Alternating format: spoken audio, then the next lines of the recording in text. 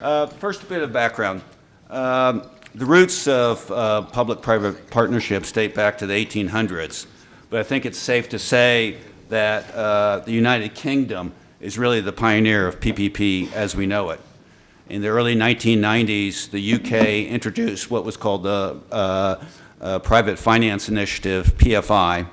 At the time, the country was going through its worst recession since World War II, and the infrastructure, particularly in the country, was characterized by very poor management of assets, public finance, public procurement, and very little value for money.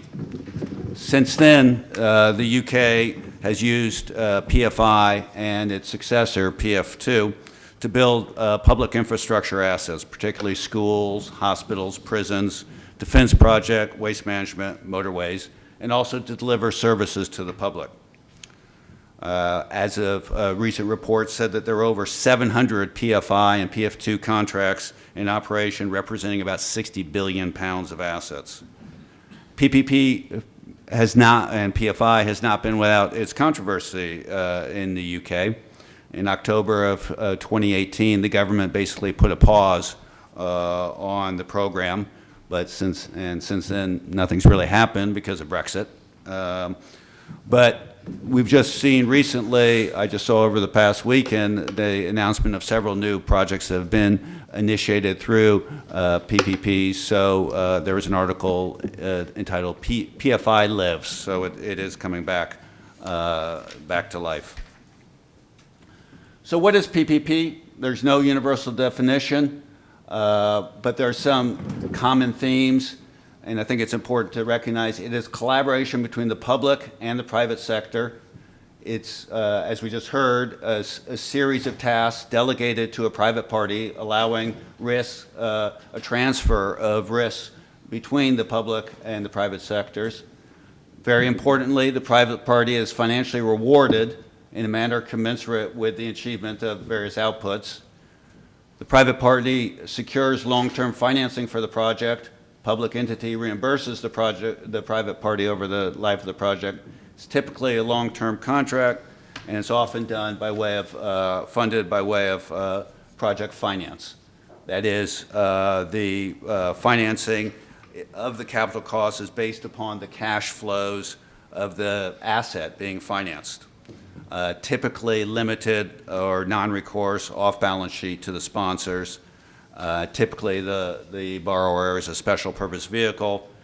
The amount of debt in the project could range between 60 to 80% of the cost. There is security over the project assets, which was an important point that we heard about earlier today. There is a comprehensive contractual package as well as a very strong covenant package.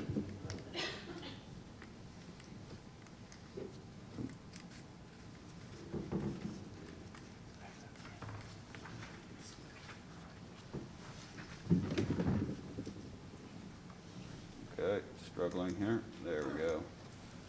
What is it not? It's not privatization. One thing we heard about today was about airports. In the UK, for example, most of the airports are held in private hands, but there are PPPs in airports. I've worked in St. Petersburg, in San Juan, Puerto Rico on that. It is not public service projects which are financed through traditional public procurement. It is not only applicable to large infrastructure projects. That's very important because it can be used for social infrastructure, for housing, for municipal water treatment facilities and the like.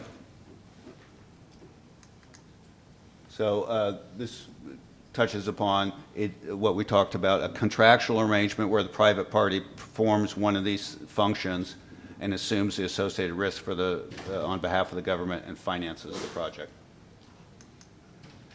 So institutional versus a contractual PPP. An institutional PPP is one really where the public entity owns a stake in the project company, as opposed to a contractual, which is typically where the rights and obligations are regulated by a contract or a series of contracts.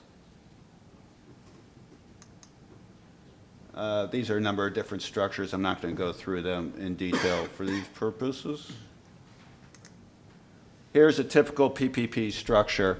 Again, this is an institutional framework where the government entity, which is the public entity up in the right-hand corner up there, owns a certain stake in the project company.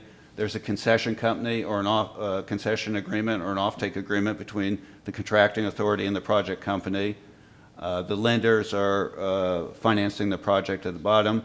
And then there's the important question of credit support.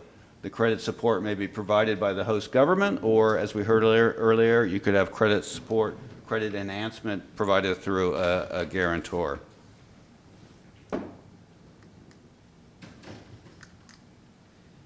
Why PPPs? Well, significant investment needed to improve infrastructure, improving services and delivery, value for money, transfer of skills and knowledge sharing, financing, that's very important, conservation of state financial resources. You're allowing to tap into private funds. You spread the financing over the lifetime of the asset. That's relieving the public budgets, and risk sharing and transfer. So it's very important to look at this subject of allocation of risk, because allocation of risk goes to the bankability of any PPP transaction. The key principle is that the risks that are best allocated to the participant who's best placed to handle the risk in a cost-effective way. For instance, construction operation risk, generally handled by the private sector, political risk by the government. And I think the general point here is this risk sharing of risk is crucial for PPP projects. This is just gives an idea of how the risk allocation can be shared between the public and the private sector. And it is important to note that the public sector, this is not free for the public sector. Public sector does have a role for these projects. It is truly a partnership between the public and the private sector. So two very important items for successful PPP programs. One, procurement.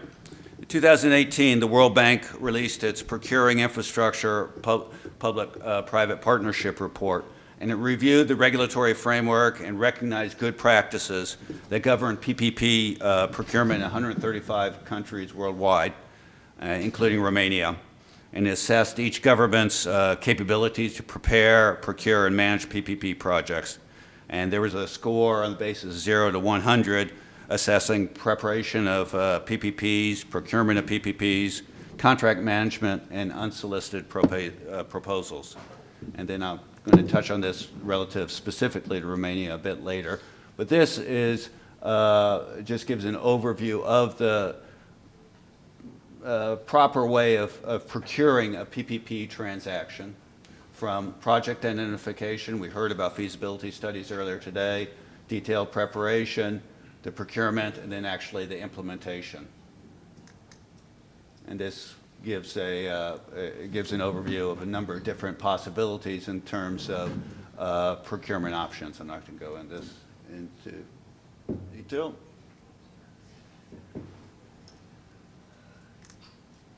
Contract transparency. This is extremely important for successful PPPs. Basically, contract transparency is the term commonly used to refer to the process of obtaining access to information. The benefits are accountability, accuracy, it prevents corruption, it facilitates engagement among the community and stakeholders, encourages foreign investment. How is this achieved? Through the legislative framework, through the dissemination of information, notices, putting on a website, and the like, through the disclosure of documentation. And you'll see that PPP programs that are successful generally have a very high degree of contract transparency. Just want to touch on a very successful jurisdiction in terms of PPPs where the public and the private have combined for developing critical infrastructure. That's the Emirate of Abu Dhabi. Over $17 billion has been raised in non-recourse financing over the past 20 years. Significant increase in contracted capacity and generation, wastewater, water production. This case study basically just talks about the wastewater sector, which has been very successful. Most of this has been done on a traditional project finance basis. I'm not going to go through, here are some model contracts. I'm not going to go through the term sheets. I'm going to get to the financing.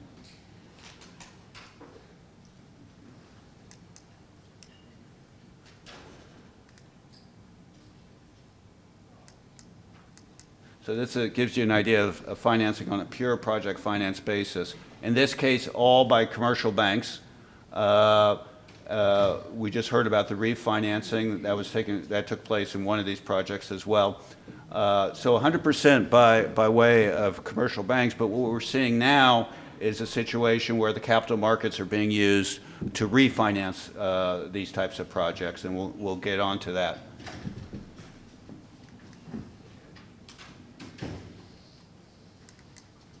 So, PPP financing. I think because these projects are highly technical, they often are funded through a combination of financing sources, both debt and equity. Now, the debt for these types of projects, it could come just through commercial banks like the ones in the prior slide. It could come through institutions such as the IFC and the EBRD, the EBRD was very important in developing the motorway network in Central Europe. Could come through development institutions like the Japan Bank for International Cooperation, which has been very important in the Middle East, for example. It really depends on the structure of the PPP project. But a key thing is, as we've heard, financing is available, but as are financing options. It could be project financing, it could be capital markets, it could be tapping into pension funds, it could be tapping into insurance companies, and the like. So there is a wide range of options available for financing PPPs. So through the capital markets, some of the key characteristics, I just touched on a few of these. You know, we talked earlier about project risks and mitigants, that's very important. But in the capital markets might view some of the project risks a little differently than might be the case in a traditional structured bank financing. Very important transaction size. What's often seen as 100 million euros is a good benchmark for capital markets financings. Less than that could be done by way of a private placement or just, again, a traditional project financing. The nature of the underlying asset. So some assets are very conducive to, particularly in Western Europe, we're talking about greenfield projects, motorways, prisons, and the like are very conducive to capital markets financings earlier on. A power generation facility, more likely to be financed through traditional project financing and then refinance once it becomes operational through the capital markets. I think that some of these other things are, such as the legal considerations, termination provisions and the like, are fairly specific, but the items that need to be considered in any capital markets financing. So, bond versus traditional debt financing, well, the benefits of capital markets, you're opening up alternative funding sources. There can be reduced project costs. There can be less in the way of capital requirements, less covenants, lower interest rates. So there are some real advantages for bringing the capital markets in to funding these types of PPP projects. So, the next couple of slides just touch on the Romanian PPP law. I'm not a Romanian lawyer, but we have looked at various sources in the public domain, have some observations there. I think if you go back to the report I mentioned in 2018, when the World Bank assessed Romania's PPP framework, Romania did pretty well in terms of preparation for PPPs. has some room for improvement. In terms of procurement of PPPs, it was solid, higher than Germany, for example, with a rating of 77. Preparation rating was 43. In terms of contract management, it's 59, again, solid. So certainly the framework is there, which is very important for developing PPPs. I think we've got the framework, you have the financing is available. Now it's a function of actually defining the projects and putting in place the appropriate structures to draw upon this financing. So with that, thank you.